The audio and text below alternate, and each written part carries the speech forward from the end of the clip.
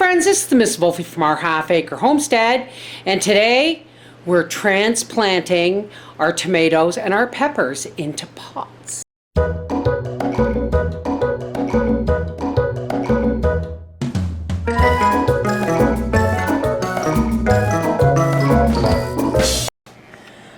As you can tell, the first couple of tomatoes I didn't actually put all of the seeds in. So this little guy's got no leaves.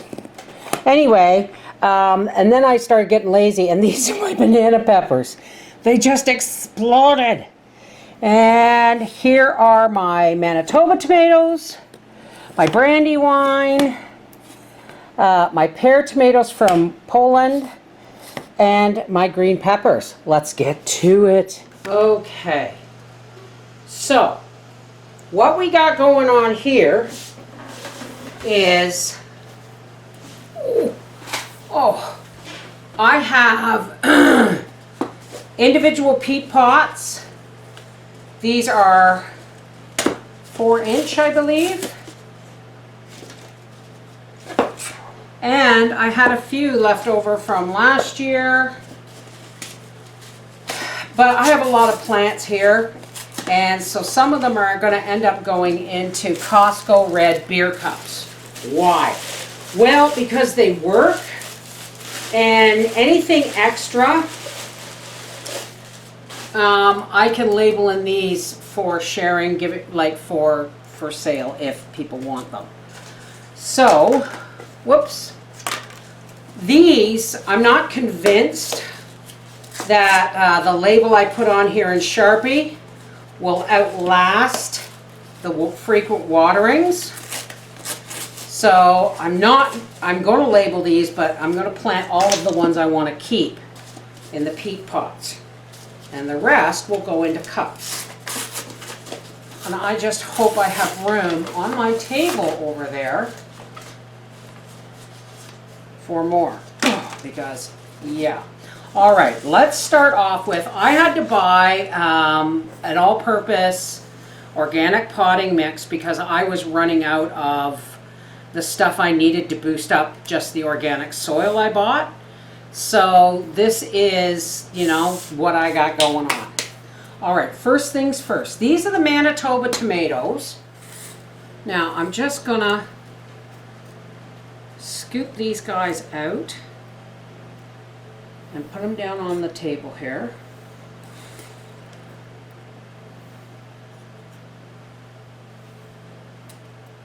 Oops, sorry there, BB. Your roots went deep. There we go. All right, now, I want, how many tomato plants do I want? Our Manitoba tomatoes, and these, they didn't say, they said they got, I think they get about that big. So I don't want too many of them. I'm growing them as an experiment. So where's my pen for Manitoba tomatoes? Manitom. Okay. First thing I'm going to do is take some of this soil that was already in there. Take some of this. Now I'm also going to try an experiment. Some tomatoes I'm going to plant right in the top. Like so. Come on, the babies. But I'm going to plant it right down to the first set of leaves. I do this every time I transplant. Okay? And then give his face a little wash.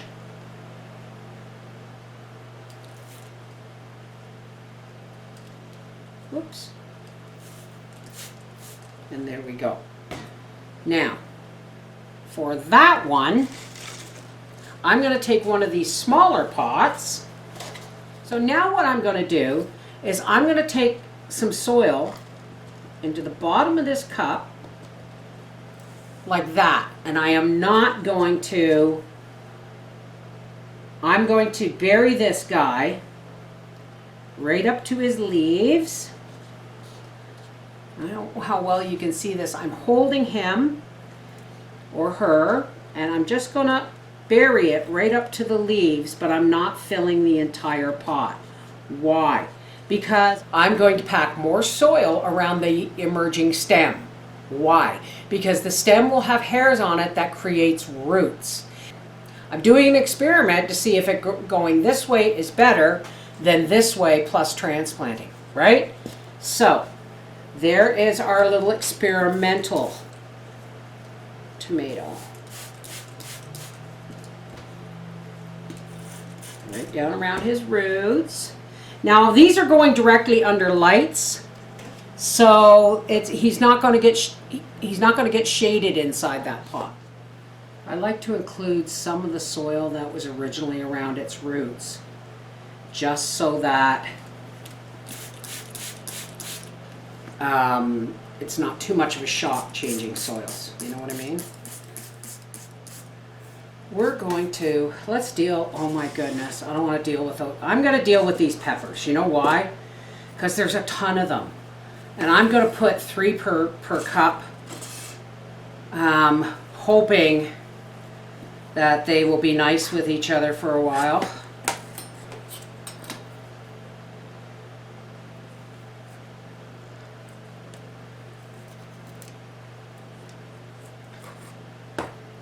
Very gently, just kind of dig them on out. There we go.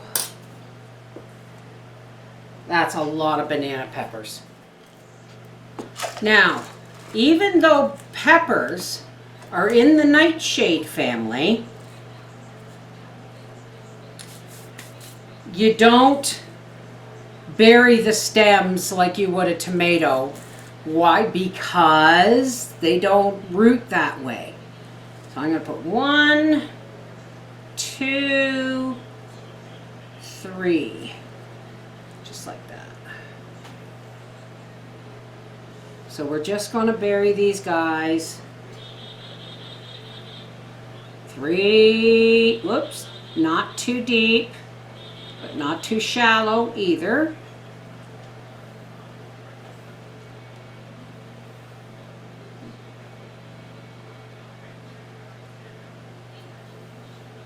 I'm going to have a lot of banana pepper plants.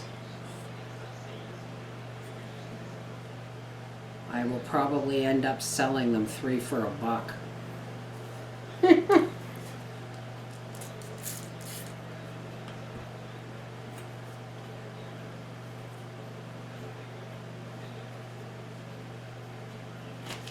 And again, water around the roots.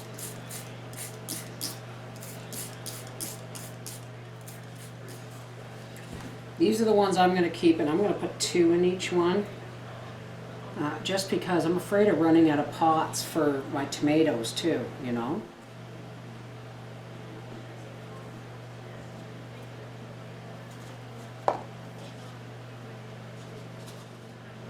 This way, if these pots get wet and the labeling goes wrong, at least I know they belong in my garden, and I should be able to tell the difference between a pepper plant and a tomato plant by now.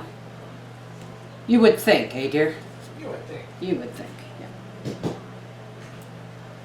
So I'm going to keep 4 of these for myself. You know, I just can't